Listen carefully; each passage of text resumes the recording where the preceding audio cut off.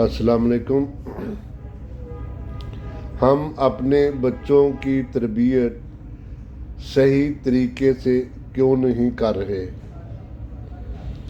ये माँ बाप के ऊपर बहुत लाजम है और उनका फ़र्ज़ है कि बच्चों की तरबियत दीन इस्लाम के मुताबिक करे। हम ना तो उनको इंसानियत सिखा रहे हैं, ना उनको अदाब सिखा रहे हैं, ना उनको उनकी ज़िंदगी में जो मुश्किलात आ रही हैं उसके लिए तैयार कर रहे हैं। मुझे समझ नहीं आती कि जब ये बच्चे बड़े हो जाएंगे तो फिर हम या तो तवीज़ दागों वालों के पीछे भागेंगे या फिर हम कोई लेक्चरार, कोई समझदार बंदे के पास जाएंगे कि हमारे बच्चे पढ़ते नहीं हैं, हमारे बच्चे की सेहत ठीक नहीं, हमारे बच्चे बीमार हो जाते हैं, इनको कुछ हजम नहीं होता। इसके ज़िम्मेवार आप हैं। ये सारी खराबियाँ अपने बच्चों में आप खुद डाल रहे हैं। अल्लाह पाक ने किसी बच्चे को नालायक पैदा नहीं किया, अल्लाह पाक ने किसी बच्चे को लागर पैदा नहीं किया। हमारी जो तरतीबें हैं वो बड़ी बेढंगी हैं, ठीक है जी। और बच्चों ने क्या पढ़ना है? हम उनको पढ़ने का टाइम नहीं दे रहे, और जो उनको टाइम होता है सीखने सिखाने का हम उनको गैर ज़रूरी चीज़ों में एंगेज कर देते हैं। तो बच्चा खाक पड़ेगा, ना वो अपने होमवर्क की तैयारी कर सकेगा, ना उसको ज़िंदगी के करीने आएंगे। तो ये बच्चे का कसूर नहीं है, हमारे घरों में डिसिप्लिन नहीं है। अपने घरों में डिसिप्लिन बनाएं, और खुदा के लिए ये मोबाइल और ये टीवी और ये फजूलियात और भी बहुत ज़्यादा हमने अपने घरों में कर रखी हैं। और बेशुमार बच्चियाँ अपनी जान छुड़ाने के लिए, बाप अपनी जान छुड़ाने के लिए बच्चों को मोबाइल लेकर दे दिया है।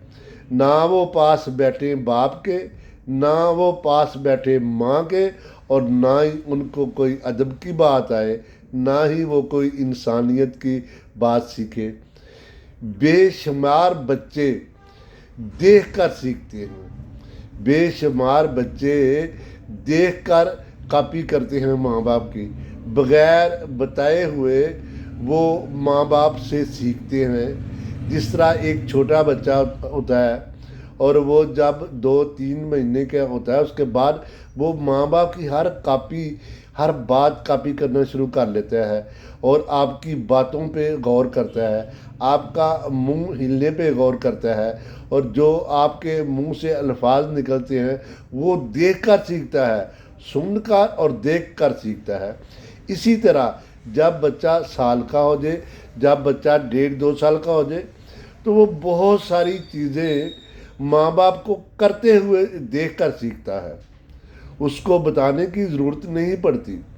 अगर वालिदैन इस बात का ख्याल रखें तो मुझे यकीन है कि कोई बच्चा ऐसा नहीं जो नालायक हो और वो अच्छा इंसान ना बने। बजाय बच्चों को मारने के, बजाय बच्चों के ऊपर गैर ज़रूरी प्रेशर डालने के, आप खुद अपने घर का माहौल सही करें। आप खुद अपने आप को इस तरीके से करें कि वो बच्चा देख देख कर आपकी हर बात उसके ज़हन में बैठे।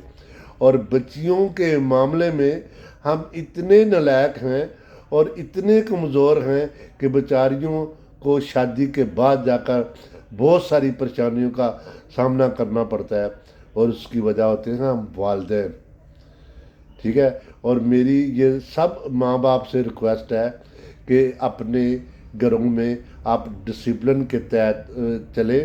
एक टाइमिंग रखेंगे आपने, कब बैठना है, कब सोना है, कब खाना है, कब पढ़ना है, कब मेरे बच्चों ने स्कूल जाना है, कब वापस आकर मेरे बच्चों ने ट्यूशन की तैयारी करनी है। आपका बच्चा यकीन करे, अगर माँ और बाप इन चीज़ों का ख्याल शुरू कर दें, क्या उनको खिलाना है, ये सेहत के लिए सही है या मुज़र है, कभी बच्चा बीमार नहीं होगा। ये जो हमारे बच्चे रोज़ बीमार होते हैं ना, اس کی وجہ ماں اور باپ ہے، والدین ہیں، ٹھیک ہے؟ آپ ان کو ایسی چیزیں ہی کیوں کھلاتے ہیں جو ان کا معدہ، جو ان کا گردہ، جو ان کے جسم کے سسٹم ہے وہ ان کو خراب کر دے؟ کیا آپ میں شعور نہیں ہے؟ ٹھیک ہے، ماں خود گھر بنائے، ماں کے پاس ٹائم نہیں، باپ نہ لے، ٹھیک ہے؟ لیکن ہم یہ بہت زیادتی کر رہے ہیں۔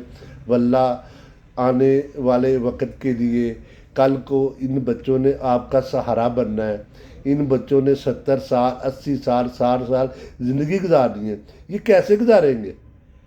ٹھیک ہے، جب بنیاد ہی ٹھیک نہیں ہوگی تو درخت کا اتنا موٹا تنا کیسے بنے گا؟ وہ اتنی ساری شاخوں پتوں کا بوجھ کیسے اٹھائے گا؟ یہ ماں باپ کا فرض ہے کہ آج کا تو ان پڑھ ماں باپ بھی پڑھا لکھا ہوا ہے، ان پڑھ ماں باپ بھی سارے مسئلے جانتا ہے۔ کیا ہمارے جو بڑے تھے وہ اتنے پڑھے لکھے تھے؟ نہیں، وہ بڑے ایمان والے، عزت والے، احترام والے اور سیکھنے سکھانے والے تھے۔ اسی طرح آپ لوگ بھی سیکھنے سکھانے والے بنے۔ اللہ میاں آپ کو اور آپ کے بچوں کو صحت مند، تندرستی والی زندگی عطا فرمائے اور اچھے انسان، اچھے مسلمان بنائے۔